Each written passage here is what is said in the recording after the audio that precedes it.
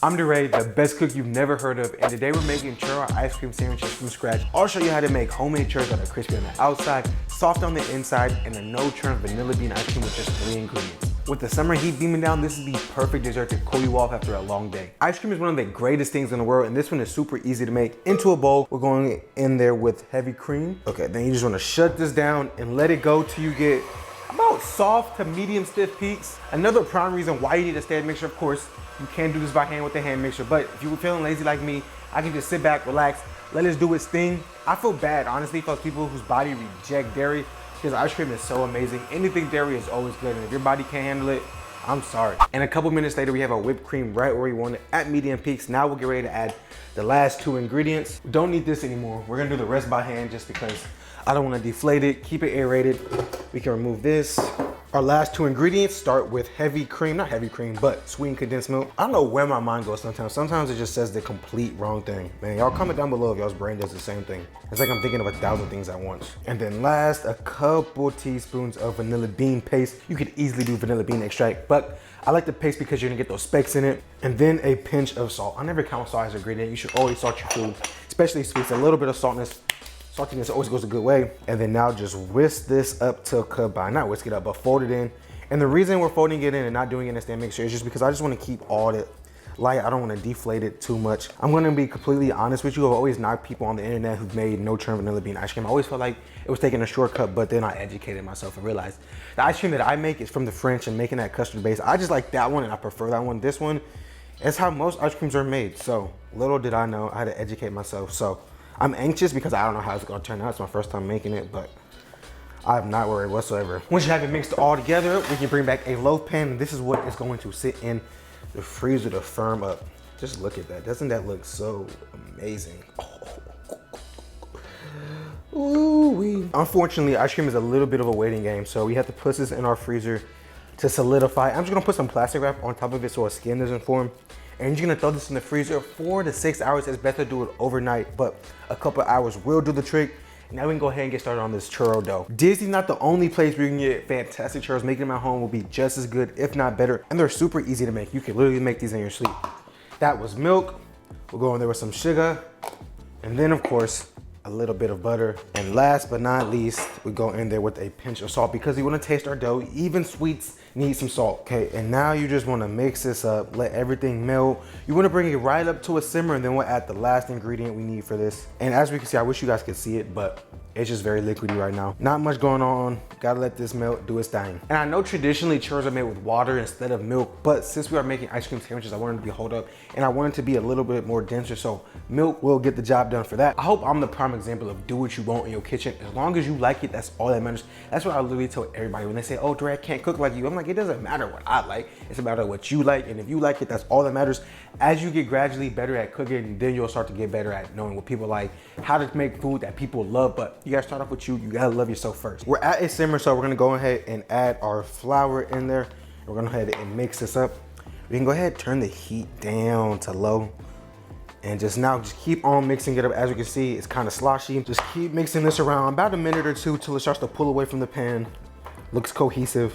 This smells like cream of wheat. If you know what cream of wheat is, that's an OG oatmeal right there. That's one of my favorite oatmeals, but it smells exactly like that. As you can see, we now have one big cohesive mass. Now we're gonna let this cool slightly 5 to 6 minutes, and then we gotta add 2 more things for real. That'll be the last thing before we pipe this dough. The last thing we need to add is just 2 eggs, mixing between each egg. You wanna make sure each of them is incorporated before you add the last egg. So mix this all together. And the reason you wait for this to cool because you don't want scrambled eggs, obviously. Like nobody wants scrambled eggs, you want churros.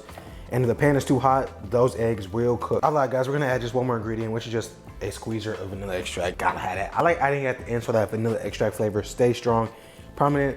Mix this in, and then we're gonna transfer this to a piping bag to pipe out our rounds. And after mixing everything together, this is what your dough should look like. Once it's in a piping bag, you can go ahead and get ready to pipe. If you wanna do strips, obviously just make straight lines, but obviously I'm making rounds, as you can see.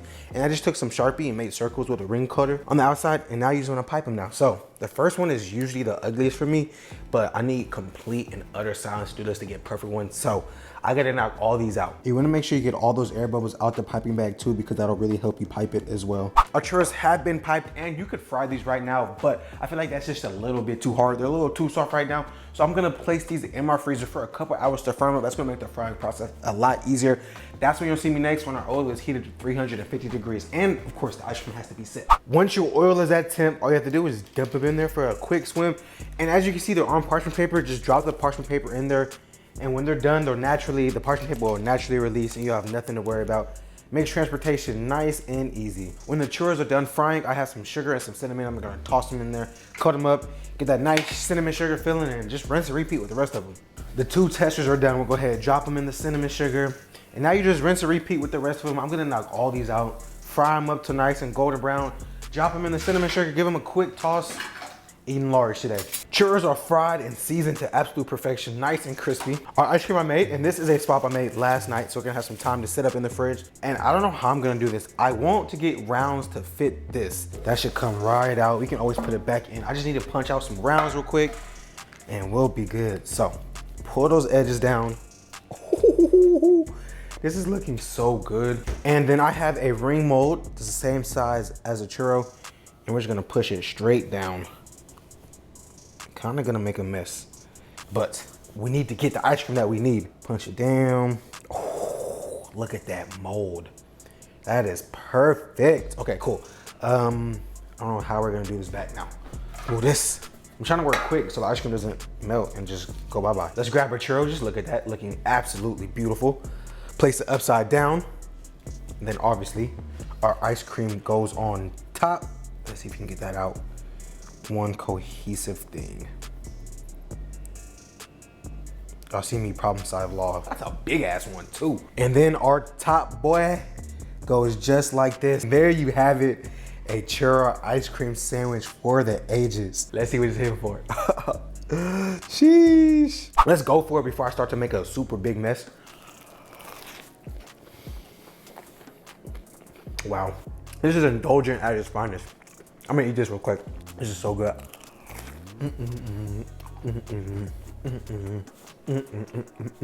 This tastes just like Cinnamon Toast Crunch on steroids.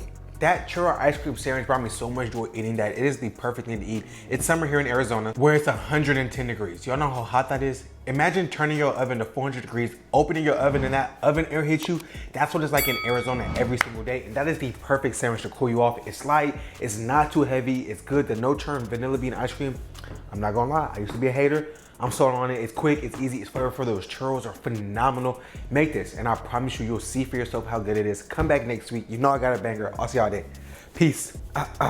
It's summertime. I'm going home, guys. I'm tired. Here. Look at it. You can't even see it. It's good though. Bye.